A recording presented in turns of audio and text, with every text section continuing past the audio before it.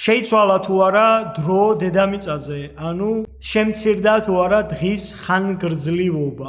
მარტივად რომ აგიხსნათ, ნებისმიერი სხეულის სიჩქარე და აჩქარება დამოკიდებულია მის მასაზე, ან მასზე მოქმედ მასაზე. დედამიწა მაშინ აჩქარდება, თუ დედამიწის მასა შემცირდება და დედამიწა მაშინ შენელდება, თუ დედამიწის მასა გაიზრდება. რაც უფრო დიდი რაოდენობით იქნება დედამიწაზე ყინული, დედამიწის მასა ბევრად უფრო ნაკლები იქნება. შესაბამისად, ბევრად დიდი სიჩქარით იმოძრავებს დედამიწა. ანუ მარტივად რომ აგიხსნათ, თუ კი დედამიწა სიტყვაზე ექნება 1 მილიარდი კილოგრამი წონა და ეს 1 მილიარდი კილოგრამი წონა გახდება 2 მილიარდი კილოგრამი წონა, მისი სიჩქარე ორჯერ შენელდება და ორჯერ ნაკლები დრო დასჭირდება 1 მთლიანი წრის დასაფარად მზის გარშემო. წარღონამდე დედამიწის მასა ბევრად მცირე იყო, ამიტომაც დედამიწა უფრო ჩქარი იყო. შესაბამისად, დედამიწაზე არა 24 საათი, არამედ 12-10 ან შესაძლოა ბევრად ნაკლებიც კი იყო.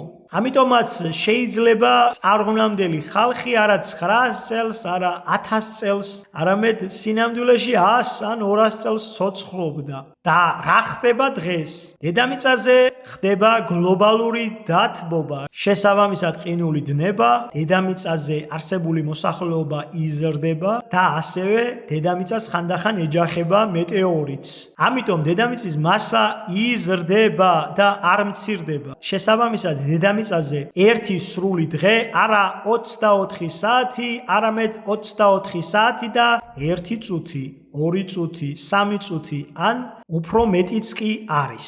ანუ დედამიწაზე დრო კი არ აჩქარდა, არამედ შენელდა.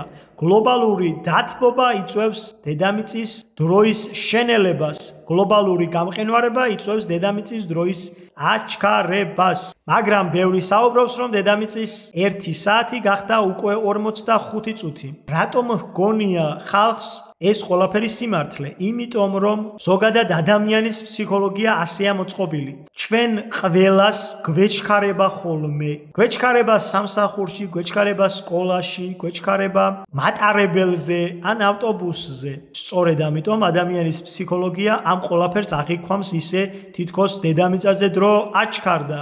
არ არის ესე.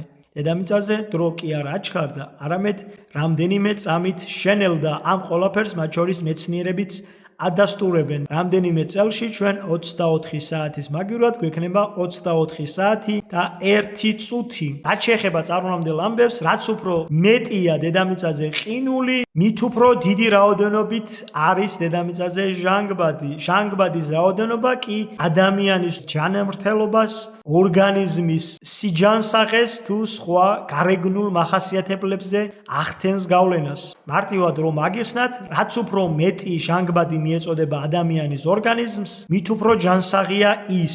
ამიტომაც მთაში მცხოვრები ხალხი უფრო მეტ ხანს ცოცხლობს, ვიდრე გამონაბოლქვისგან დამძიმებული ფილტვების მქონე ადამიანი, რომელიც ცხოვრობს ქალაქში. ამიტომ იცხოვრეთ მთაში და მიიღეთ ჯანსაღი საკვები თუ სასმელი. ეს ყველაფერი თქვენს ჯანმრთელობაზე აისახება. უფალმა გაგახაროთ და გაგაძლიეროთ, უფალმა კეთილ გზაზე გატაროთ მუდამ, ყველაფერი კარგად იქნება.